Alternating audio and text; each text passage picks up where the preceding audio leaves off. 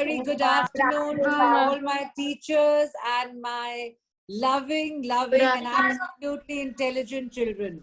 How's everyone doing? Good? Give me a thumbs up. Yes. You're looking like nice and roly-polies and healthier. Yes? We need a little exercise there, I guess. Good to see all of you, my dear children. We will wait for more children to join us. We have 32 there. All right, good. Please put your cameras on if in case you're not. Yes. It'll be nice to see everyone's faces here. There's, yes, I see Sujit, Sukhmani. I'm going to take all your names again. All right. I can't see Githaman, Mishti, all there ready to ask a lot of questions. Yes. And there's Jashandeep. And where is Ranveer Singh, my spark there? There he is, all ready. You know, he's all there, sharp and crisp. Himank, yes. Diksha, good to see Ridhima, Sheetal, Ravi Preet.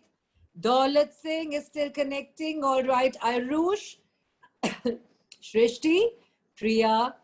Good to see you, Deepika ma'am there and Sujata ma'am. Chetandeep, come on. Aruhi, Tamishka, be ready for some question answers. Sheetal, where is Sheetal? And where is Navneet, Manmeet? My bright sparks, where are you, all of you? Yes, Jashandeep, very good. Gurjot, Jeevan Jot. If I'm missing out, a very warm welcome to all my lovely children there. Good to see you. Okay, children, we are going to start this chapter in the Kingdom of Fools. And I will repeat. Good to see you, Ridhima, there. I'll repeat myself. I want to complete this chapter today. All right. So when after 11:40, please reconnect. Please reconnect. I will take on Sujata ma'am's link only. Just reconnect. I'll take 15 more minutes and finish the chapter. Okay. And then we'll do the reading on Monday. Individual reading will be on Monday. All right. Good to see you, Sujata ma'am there. All right. Yeah, ma'am. All right. Good afternoon to all my lovely children there. The recording has started, so I'll edit it. Okay. Good afternoon and a very warm welcome to all my loving and absolutely intelligent children out there. We're going to start with moments today. The chapter is going to be in the Kingdom of Fools. Good afternoon, ma'am. Good afternoon. In the Kingdom of Fools. All right. It's going to be a very interesting chapter because we are going to enter this kingdom where the king and the minister are foolish people and how they're going to run their kingdom. Right? Before we start, I would like to just share with you a saying that a wise enemy is always better than a foolish friend. Do you know that? A wise enemy is better than a foolish friend. All right. So before we start the chapter, a little introduction to the author, that is A.K. Ramananjan. Everyone, watch the screen. That is A.K. Ramananjan. Who will pronounce? Who would like to pronounce his full name? Sujit? I want you to pronounce his full name, A.K. Ramananjan. Adipati Krishna Swami Ramanujan. Yes. He was born on the 16th of March, 1929, passed away on the 13th of July, 1993. He was an Indian poet, a great scholar of the Indian literature, who wrote both in English and in Kannada. Kannada, obviously, we all know, is the mother tongue of Karnataka. In fact, I know a little bit of Kannada. Should I tell you the story in Kannada? No? I know Kannada. Okay. All right. So you want me to do it in English? Fine. Otherwise, I can. Okay. Now, he's known and published a lot of classical and modern variants to the English literature. So here we go in the Kingdom of Fools. Now, before we start the chapter, as usual, we are going to connect, reflect, and imagine. So first of all, I want all of you to connect. Will you all connect? What are we going to connect to? We're going to connect to, have you ever done something so foolish that maybe you don't even want to tell me? You can write a diary entry about it. Something so foolish, or you have seen somebody else do something so foolish. If you can't share your experience, I want you to write in a form of diary entry. Otherwise, on Monday, we are going to have a discussion on a foolish act done by, I'm sure we all have done something really foolish. Even I've done something really foolish, but I don't think I want to share it right now. I will share it in class, in the physical classes, all right? Because everything's going to be recorded and up. So I'm sure we all have done something very, very foolish, and how we got over it and how we escaped that, or, you know, something by somebody else also is acceptable. So think about the connect part. I want all of you to reflect. I want you to write it down. I want all of you to think and reflect on why knowledge comes from learning, whereas wisdom comes from living. I want all of you to write it down. It's a saying. Write it down. It's a saying. Knowledge comes from learning and wisdom comes from living. Yes or no? I want you to think about it. Why is this particular saying? Think about it. Come on, wake up in the class. I don't want sleepy heads. Pinocchio, Just come on. because by living we kept experience the world. Right. And knowledge is only gained through learning, right? Unless you're going to implement it, you're going to use it, you're going to live it, right? It's just going to be knowledge. For example, they say knowledge is realizing that this is a street is one way, whereas wisdom is looking both directions anyways. All right? So that was our connect and reflect part. I hope you all have written it down. We move on to the imagine part. Imagine, children, note it down and put your thinking caps on. What do you think I'm going to give you for imagine? Think. Any guesses? All right. I'm going to give you your imagine part. Your imagine is, you are a king of this amazing kingdom for about, I'll give you a year for being a king. You won't last more than that, you know, and I want you to change something about the kingdom, just like in the story, in the kingdom of fools, the king changes something in his kingdom. Whatever has to be done at night, he does it in the morning. And whatever is to be done in the morning is supposed to be done at night. I want you to think of a foolish act, a foolish rule. Think, let me see how foolish you all can get. So imagine you're a king for a year and you have the right to change anything in your kingdom. Of course, you're king. You're the king or the queen rather, you're right. What is the most foolish thing you can do? You cannot do the same thing what you're going to read in the chapter. So that's your imagine part. So I want all of you to do this by Monday. And we'll do a speaking, imagine it'll be your speaking part. So be prepared and let's see who is the most creative, foolish person, most imaginative, foolish person. All right, let's see. Okay, so before we move on, I would like to show you, I'll share the screen with the introduction, theme, title, and message of the story. Everyone? Introduction. All right. I've already introduced you to the author. We move on to the introduction. Children, in the kingdom of fools, it's a folk tale. Everybody knows what a folk tale is? A popular cultural story which carries on, you know, by word of mouth. And it brings to light the dangers that can be posed by foolish people. It also stresses on the fact that foolish people can be very difficult to manage. They can be dealt only with wisdom. You cannot argue with a fool, otherwise there will be two fools, right? It's a saying, you know, arguing with a fool proves that there are two. So that is the introduction. We move on to the theme. Wisdom is worshipped everywhere, while foolishness is our greatest enemy. With the help of wisdom, we can make a difference between right and wrong. When our life is in trouble, we can fight them and make our ways with the power of wisdom. It lives with us and never dies. Obviously, the wise people are thus worshipped everywhere. You know, that's why we have these wise sayings, we have the wise people, their advisors, which carries on and on and on.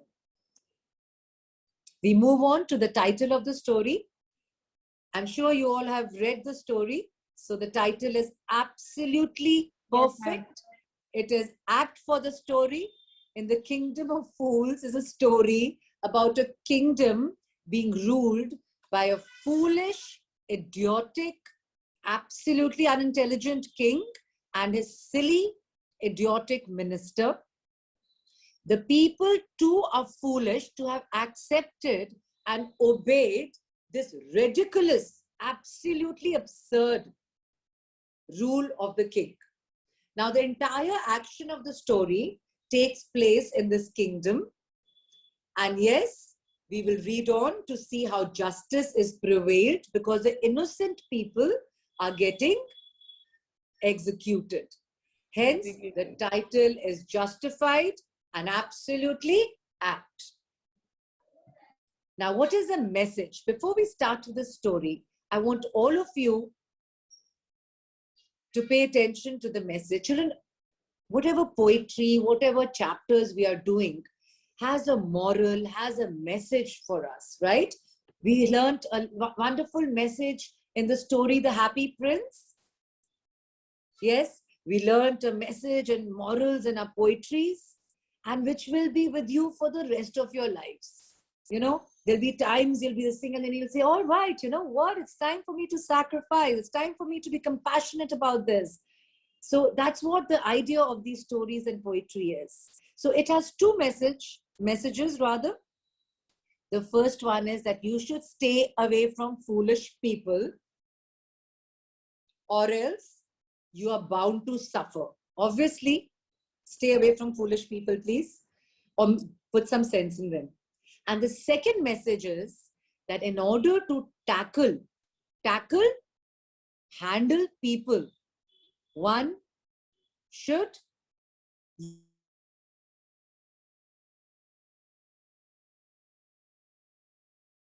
wisdom, logic with foolish people. Otherwise, you'll become another fool. Now, the guru in the story does not argue or he doesn't reason out with the king.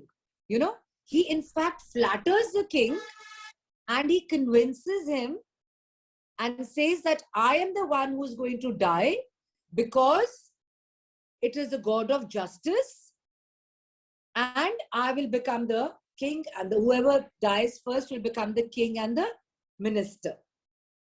Yes, that was the message. So now, my dear children, let's start and let's enter the Kingdom of Fools.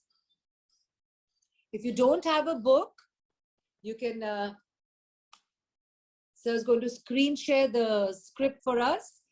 And if you have a book, everybody finger reading. I'm going to read out and then explain it to you. In the Kingdom of Fools, it's a Kannada folk tale. Like I mentioned, Kannada is the mother tongue of Karnataka. So, Inga Swami illa Yaprio illo Vittopa Eki Kurali Zingo Pola from India. No? You don't want me to say it in Kannada? Okay. No, ma'am. All right. I thought we taught you Kannada also. Enga Otlidla Ittopala. Sir, Ingo Lidlo Ditto English. Okay, I'll do it in English. I will not do it in Kannada. So I will go back to English so that you all can understand this Kannada folk tale. In the kingdom of fools, both the king and the minister were idiots. Idiots, not intelligent, no wisdom, absolutely silly and foolish. They didn't want to run things like other kings.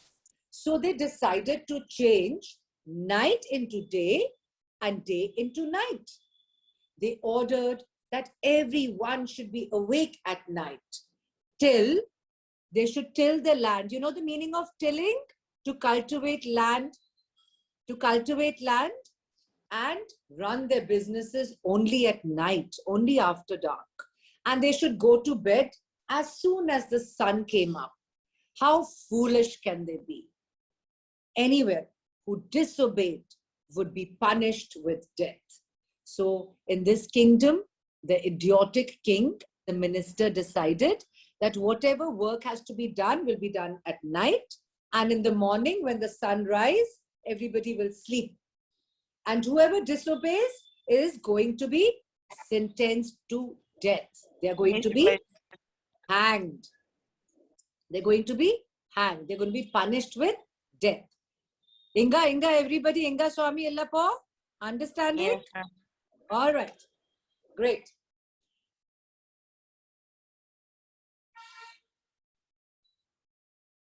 Disobeyed, everybody knows the meaning? Opposite of obey would be punished with death. Now, the people did as they were told for fear of death. Obviously, if you're going to be told that you have to do a certain thing, otherwise, your king is going to sentence you to death, you are going to do that, right? So the people did as they were told because of the fear of death. Now, the king and the minister were delighted at the success of their project. What a fool he was. One day, a guru and his disciple, one of his followers, arrived in the city. It was a beautiful city, but it was broad daylight. It was, daylight, but there was no one outside. Why were they not there? They were not there because it was time for them to sleep. They had been working all night, and in the morning they all were fast asleep. Now everyone was asleep during the morning. Not even a mouse stirred. There was not even an insect or an animal which was moving around because of the fear of death. Even the cattle had been taught. Imagine, even the herd, the cows and the buffaloes and the goats, etc., they had been taught to sleep in the morning and they were made to work at night. Now, the guru and the disciple, the two strangers here. Who are the two strangers here? A guru walks into this kingdom and a disciple. They were amazed. They were absolutely shocked. They were puzzled. They were startled and amazed by what they saw. And they wandered around. To wander around, just walk around, roam around till evening. And suddenly at night, what happened? The whole town woke up and went about doing their businesses, that is, plowing their land, doing their nightly business. Can you see the whole kingdom is being lit up? Now, these two men, who are the two men? The guru and the disciple. They were very, very hungry.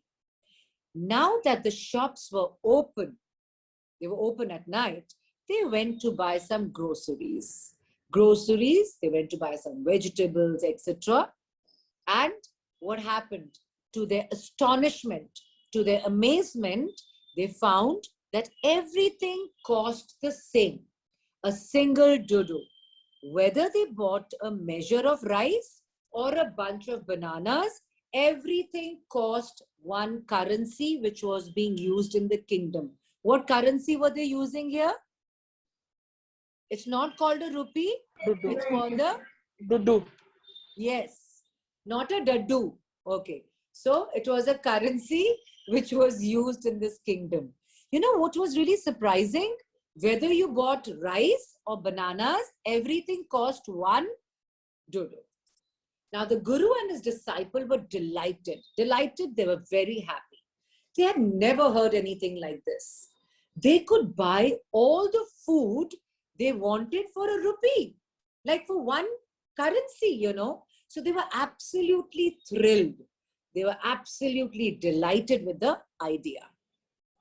Now, when they had cooked and eaten, the Guru realized that this was a kingdom of fools. What does this tell us about the Guru? That he's a wise man. He's a wise man. He's like, it wouldn't be a good idea for us to stay here. This is no place for us. Let's go, he said to his disciple. But the disciple was very keen on staying here. Why was he very keen? He didn't want to leave this place because everything was so cheap. It was so inexpensive here. All he wanted was good and cheap, inexpensive food. So the disciple was very happy. He says, Guruji, I am not going anywhere. Everything costs one dodo, whether I take a bag of rice or 6 bananas. The Guru was a wise man. They are all fools. This won't last very long. And you cannot tell what they are going to do next. Guru tried to explain to the disciple that, you know what? This is a kingdom of fools. This is not going to last for too long. But the disciple was adamant. He wouldn't listen to the Guru's wisdom. Now, the Guru is a wise man. He might be knowledgeable as well, because practically speaking, this cannot last for too long, something like this rule.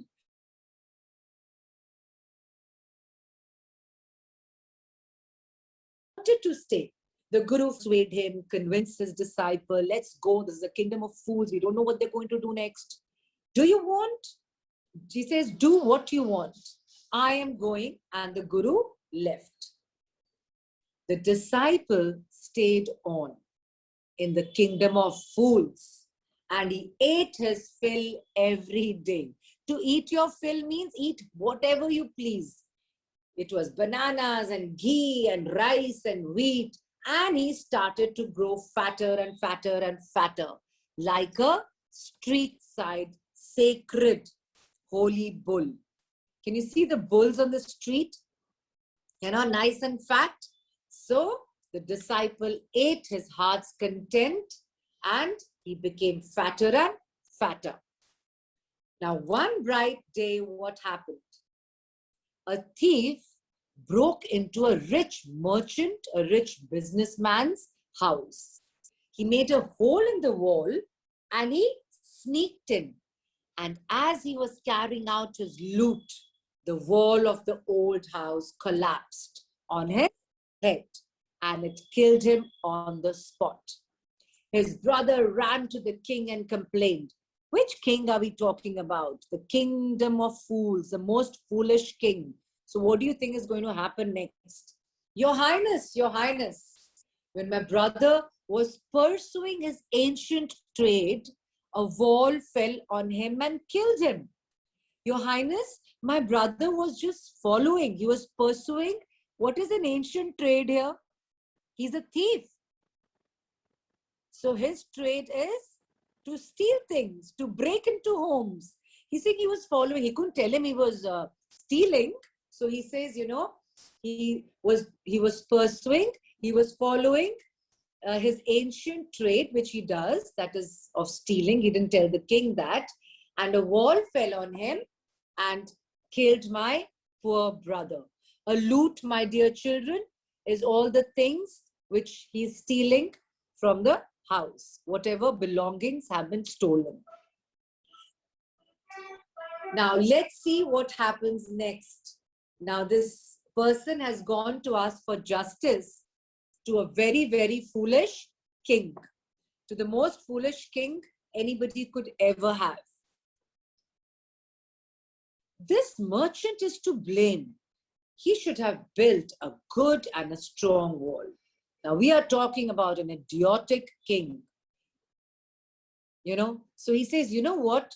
Wherever your brother went for his trade, the merchant of the house, the owner of the house, must be punished. He is the wrongdoer, and he should also compensate the family for this injustice. Your brother has died, so your brother should be compensated by this merchant, and then justice will be done. Don't worry. And at once he summoned, to summon somebody, to call for somebody, to send for somebody. He called the owner of the house. Who is the owner of the house? The merchant. जिसके घर में चोरी हुई है. Imagine the king is saying, we'll call him because he is the one who is the culprit, and we are going to punish him. Yes. When the merchant arrived, the king questioned him. What's your name? Such and such, your highness. Were you at home when the dead man burgled your house? Now the foolish king even knows that he was trying to steal from the house.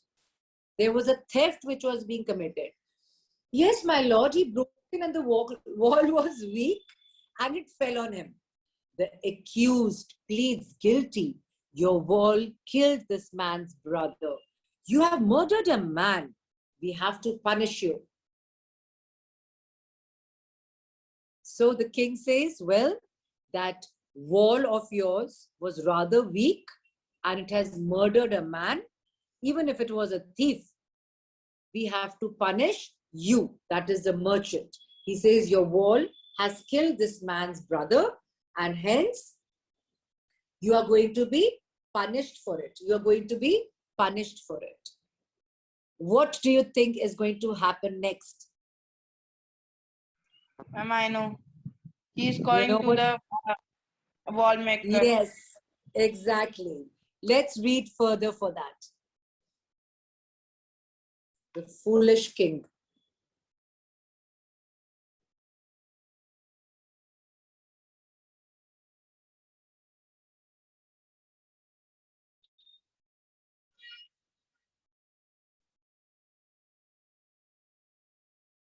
Lord, said the helpless, the merchant is helpless. He's, how can he even, how can he even argue with this foolish king? He says, I did put up the wall.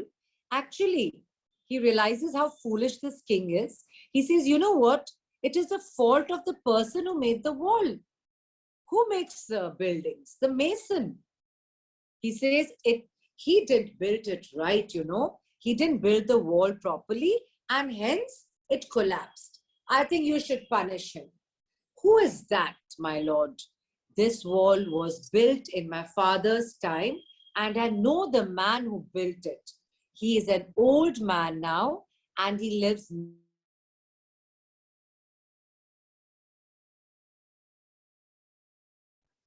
wall to be punished. The mason should be punished because he made that wall. Now the king sent out his messengers to bring in the bricklayer. The bricklayer is the mason here who had built the wall. Now, this is like getting the heights of foolishness. All right. So I want all of you to think what foolish thing you can do.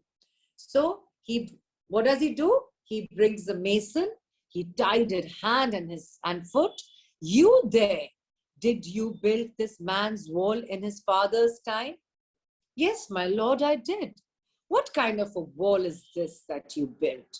It has fallen on a poor man and killed him. You have murdered a man. You have to be punished for this, and you're going to be put to death. He says, again, the second or the third foolish act done by the king. So he calls the mason and he says, because of you, a man has been murdered.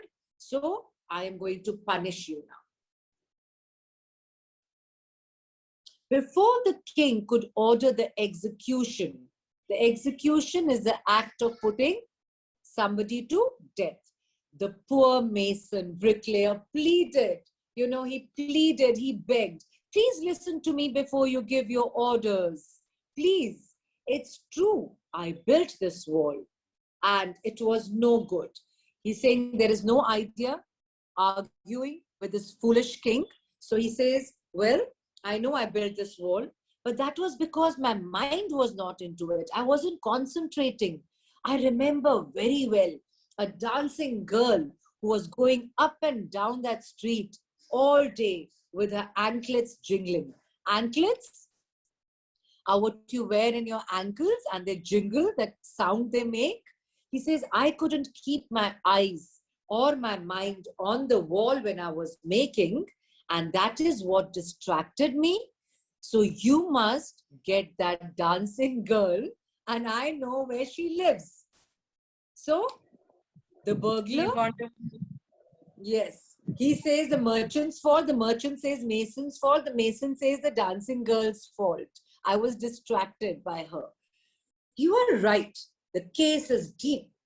It's deepening for him. He says the case deepens. We must look into it. It is not easy to judge such complicated cases. Oh my God, a rather foolish king. Let's get that dancer wherever she lives.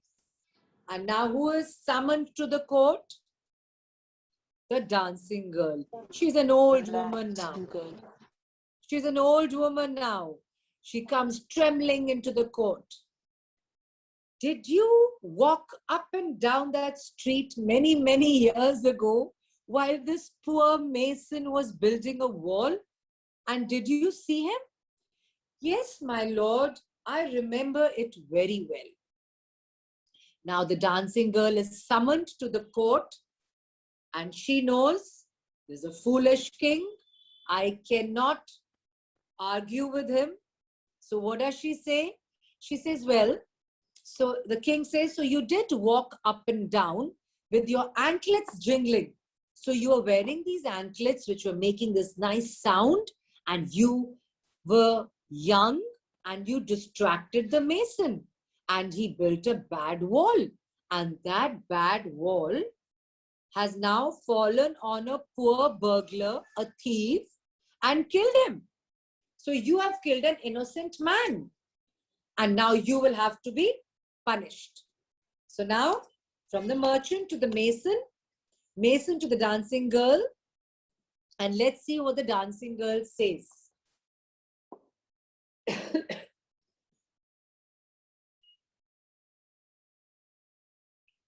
I think we are running short of time. So I want, if you're disconnected, please reconnect. I'm going to finish the story today.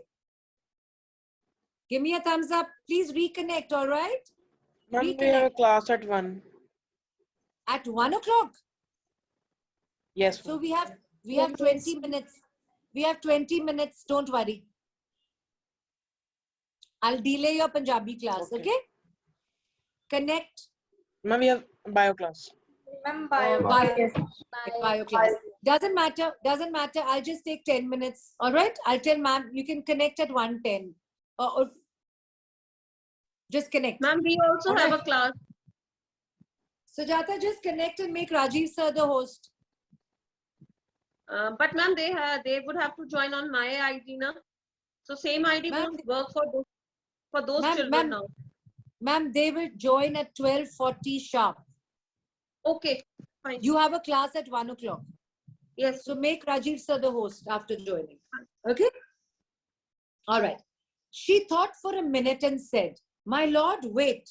I know now why I was walking up and down the street. Now, there's no point arguing with a foolish person. She says, you know what?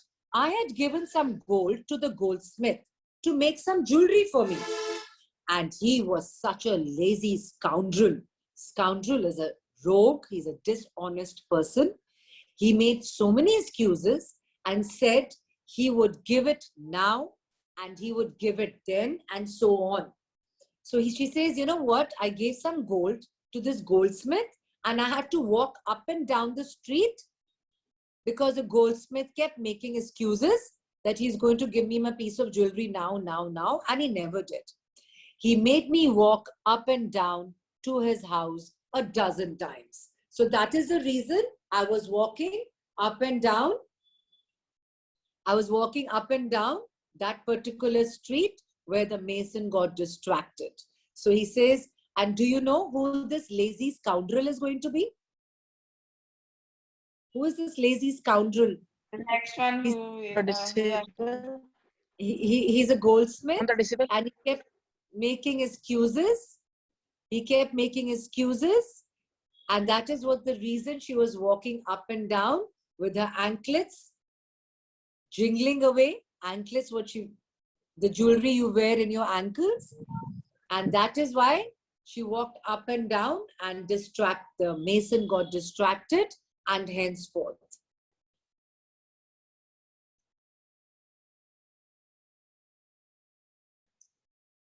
That is when this bricklayer saw me. So it's not my fault, my lord. It is that to damn somebody, cursed goldsmith's fault. Poor thing. She's absolutely right, thought the foolish king. He's trying to weigh the evidence. He's trying to see, okay, yeah, it's not that poor girl's fault. She was walking up and down the street.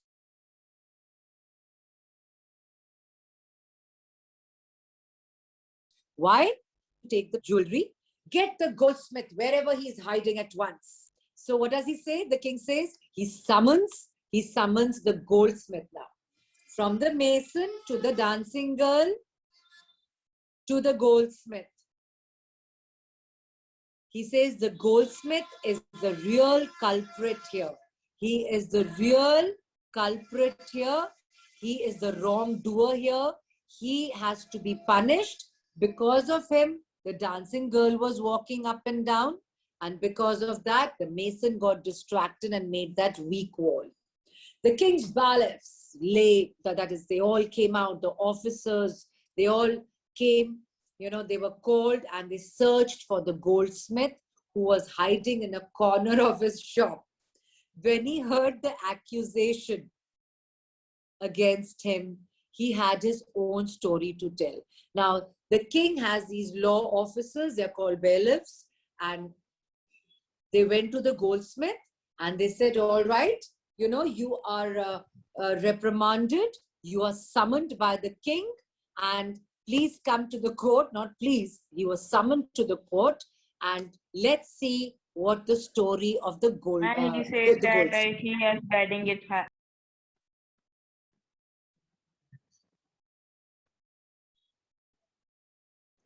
So now the goldsmith has been summoned to the king's court. From the mason, come on, to the dancing girl, to the goldsmith. Yeah. And now let's see what the goldsmith has to tell us. He had his own story to tell.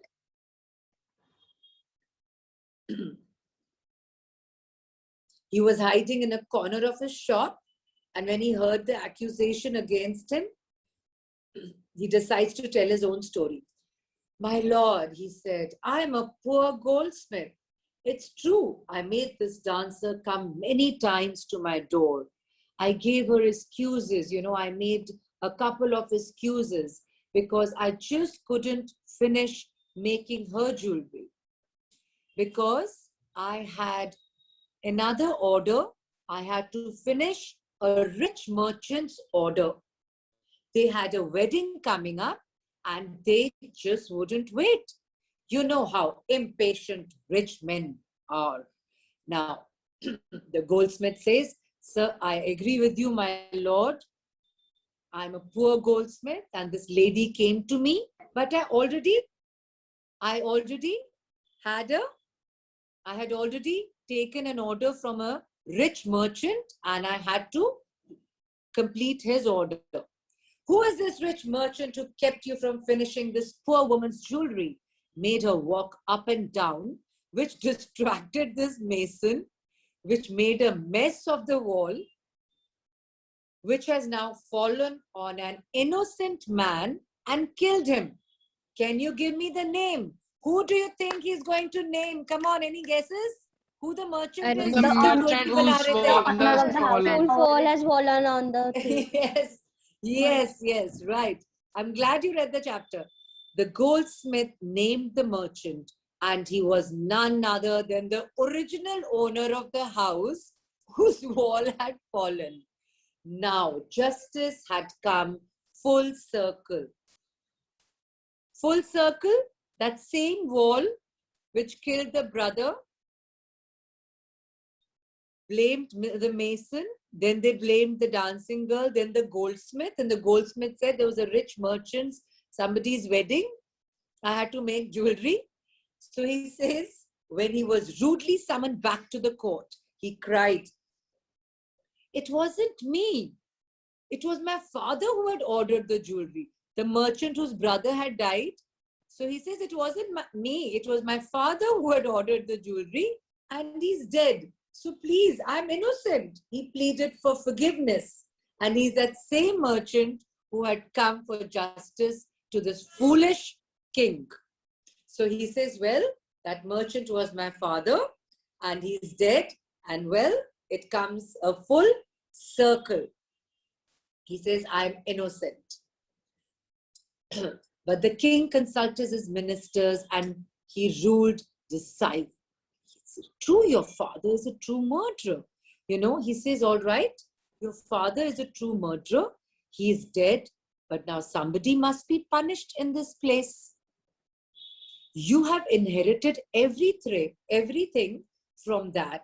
So criminal father of yours, his riches as well as his sins. He says, you have got all the riches from your father. You have inherited it. You have taken it. Obviously, it goes to you. But the same way, if you've taken his riches,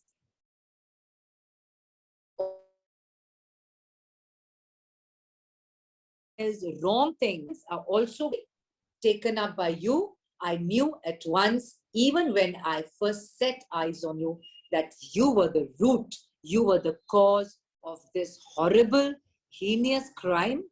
You must die. So the king says, well, you got all your father's riches and you shall get all his sins and faults and you are going to be punished. Now what happens? He has ordered a new stake. It is a sharp, pointed thing, weapon to pierce through something and to be made ready for the execution. He's going to execute the merchant who had come for justice because his father was the culprit according to the king, and thus now the son has to take his punishment. As the servants sharpened the stake and got it ready for the final impaling to push it through something sharp and pointed of the criminal, it occurred to the minister that the rich merchant was somehow too thin to be probably executed on the stake. He says, well, the foolish king says, you know what? It's not possible for this weapon, this stake, to go through this thin merchant. He's too thin. So this weapon is this pointed stake is not going to go through. So what shall we do? He said. Then suddenly something struck him. They needed to do was to find a fat man, a man fat enough to fit the stake. Oh my God, I'm going crazy with his foolishness. Isn't your head going dizzy? Yes, ma'am. Oh my God. Really, yes. I'm going insane with the dizziness of this with the foolishness of this king. He says, the merchant is too thin, so I cannot put the stake through him. Now we need to find a fat person so we can punish that person. The servants were immediately sent all over the town looking for a man who would fit the stake. And their eyes fell upon whom? Chota Bheem? No, it fell on that disciple. It fell on the disciple who had agreed to stay in this kingdom because he could get anything in Wanduru. So he says he's been eating and nicely fattened himself on bananas and rice and wheat and ghee. You remember the Guru told him that they're so foolish something really foolish is going to happen, so I am leaving. What have I done wrong? I'm innocent. I'm a sannyasi. I'm a sannyasi. I'm a saint. I'm a disciple of this guru, you know. I'm a sannyasi. What have I done? That may be true. But according to the royal decree, the order that we should fight, our order is by the foolish, idiotic, silly king that we have to find a fat man who can fit the stake, and they said, and carry him out in the place of execution. And now the disciple remembers the words of his guru. They say now wisdom. A lot of times we don't like to listen to our teachers and parents and grandparents. Yes? Then later you say, oh, I wish I had listened to them. They're far more wiser than us. This is a city of fools. You don't know what they'll do next. And look what they did next. Without any fault, they're going to put this innocent. Can you see how cute he is? Poor little Chota Bheem look-alike. Well, next, while he was waiting for his death, he prayed that his guru would come and rescue him. He says, Guruji, wherever you are, please come and rescue me. The guru saw everything in a vision. You know, in a sight, he could see that his disciple needed him. He had magical powers, the guru, and he could see far and he could see the future, and he could even see the present and the past. He arrived at once to save his disciple who had got himself into such a scrap. Now, what is a scrap here? It means a difficult situation that one has got himself or herself into. And how did he get himself into this? Through the love of food. That's why I'm calling him Chota Bheem. He keeps eating those laddus. As soon as he arrived, who arrived? As soon as who arrived? The guru. Guru. He scolded, yes. He got angry with his disciple and told him something in a whisper. He just whispers so that nobody else can hear. He says something and then he goes up to the king and he addresses him.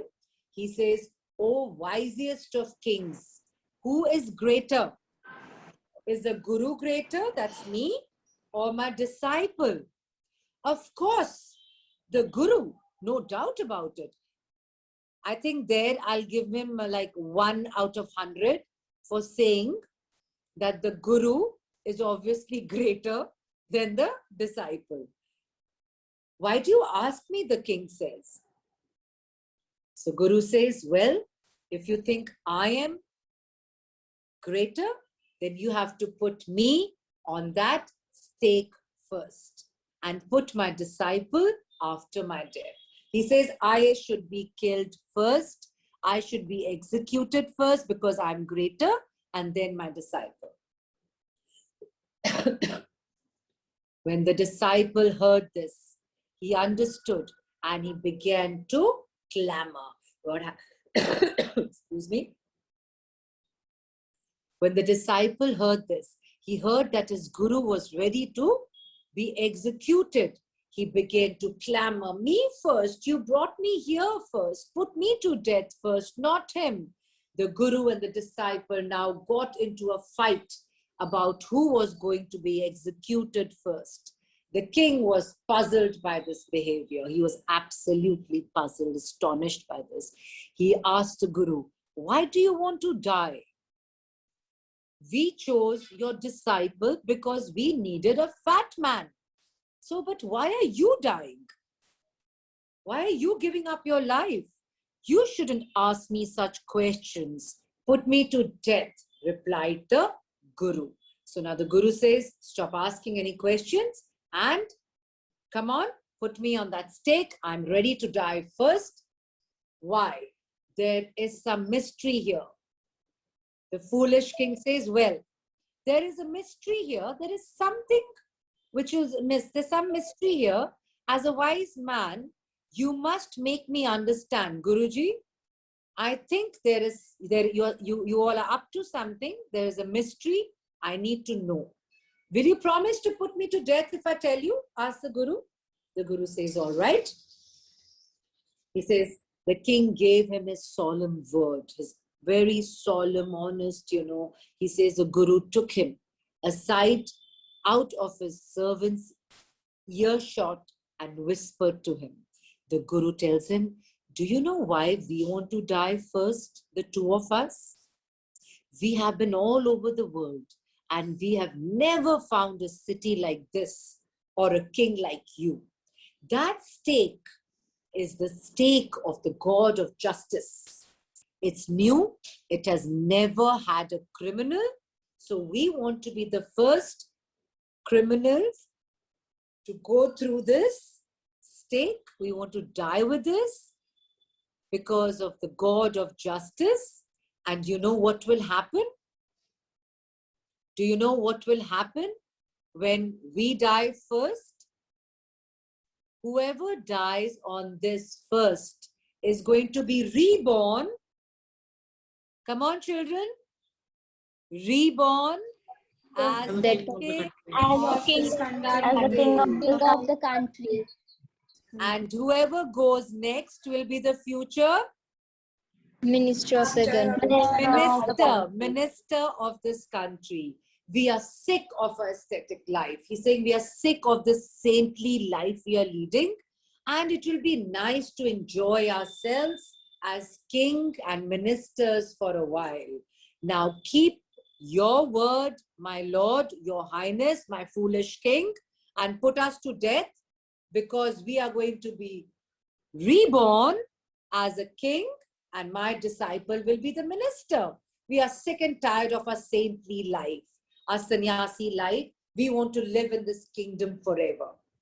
So, me first, remember, says the Guruji. The king was now thrown into deep thought.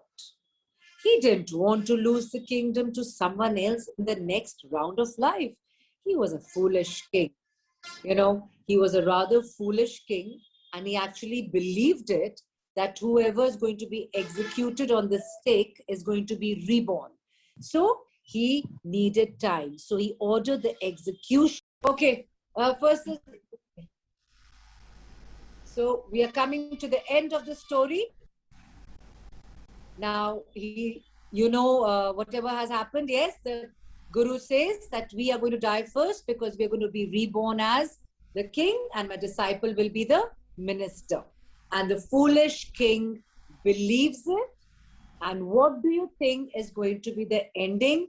I don't think anybody can go wrong with it. What do you think will happen in the end? We are right at the end of the chapter.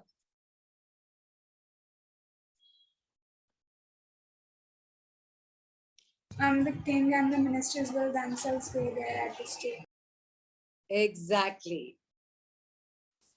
And that was the end of the foolish, idiotic king and his minister.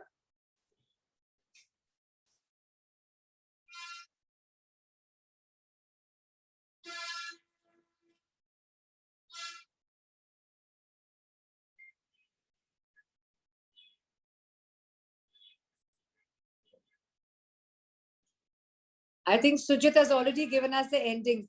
Just 2 minutes more, sir. Yeah. We've already done this. So he says, let's go on to the stake ourselves and we will be reborn as king and minister again.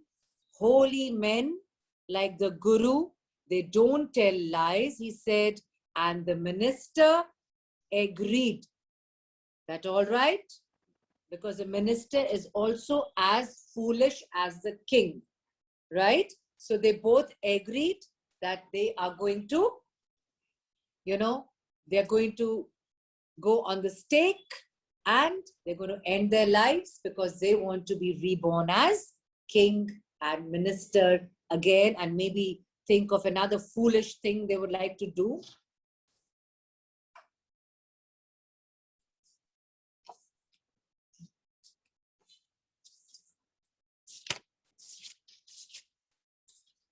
So that night, what happened? He said, we will send. Let's go on the stake ourselves. Holy men do not tell lies. Holy man here is, of course, the Guruji, the saint, I says, and the minister agreed.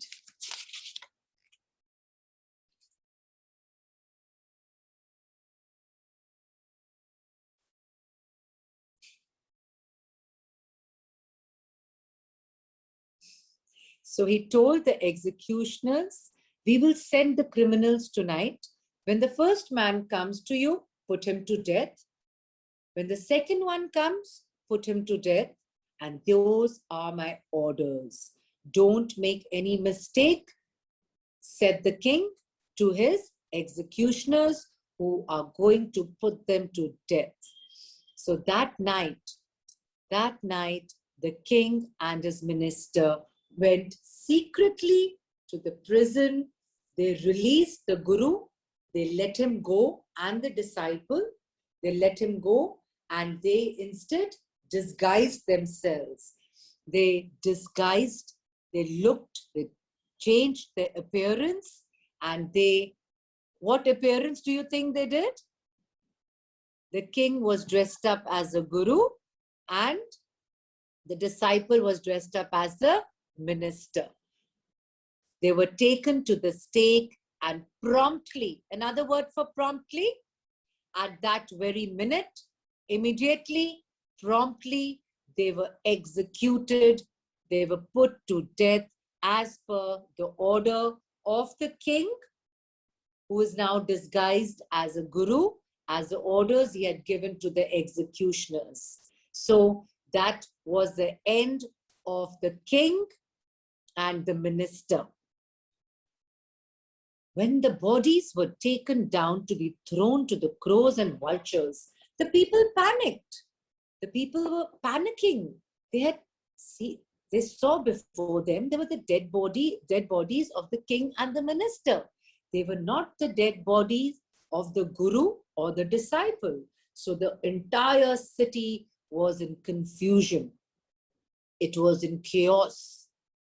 All night they mourned, they grieved, they felt bad, and discussed the future of the kingdom. Some people suddenly thought of the Guru and the disciple and caught up with them as they were preparing to leave the town unnoticed. We people need a king and a minister, said someone, and the others agreed. So the king and the minister, both the king and the minister have been executed as per the orders, and the people suddenly realized that we need a king and a minister. So who do you think is going to be? Guru and his disciple. Yes. It didn't take many arguments to persuade, to convince the disciple, but it took longer to persuade the Guru. Do you think the Guru agreed to become the king? Not instantly, but after a lot of persuasion and convincing, they finally agreed to rule the kingdom of the foolish king and the silly minister on the condition. They had one condition. What was the condition? That everything would change just like a normal kingdom. People would work in the morning, sleep at night, and all the old laws will be done away with. And from then on, night would become night, and day would again become day. And you could get nothing for a duru. In fact, you had to pay according to the value of whatever you bought. It became like anything else. All right. All right. And yes, back to the screen, everyone. I hope it was a very, very simple story. I hope you all understood the story. Yes. Yes, ma'am. Yes, ma'am. Yes. All right. I'm great. You understood the story. And like we go back to the reflect and connect part. Now do you realize how the Guruji did not want to argue with the fool? Now you understood? Arguing with a fool proves that there are two. So he uses his wisdom and he convinces the king. And that's where the wisdom comes. And it's rightly said, knowledge comes from learning and wisdom comes from living. All right, my dear children, tomorrow is going to be off for you, Saturday. And no bio class today. So I'll leave you. And just remember, I want all of you to do the imagine part and the connect part, the foolish thing or act you have done as a part of a diary entry. And everybody will think of something foolish for your kingdom. All right? All right. Give me a big smile, everybody. All right. All right. Now relax. Enjoy your 30-minute break. Class is off. I've sent a message. Did you get the message or no? Yes, ma'am. No, ma'am. And we have got Yes.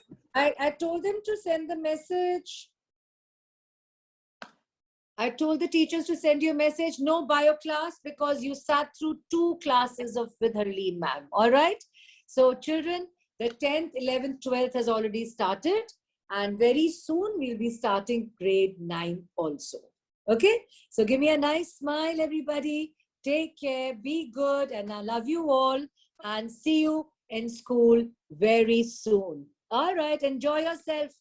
Don't play video games. Take time off from the screen. All right. All right. Take care. Bye bye, everybody. Love you all. Bye, ma'am. Thank you, Bye, ma'am. my children.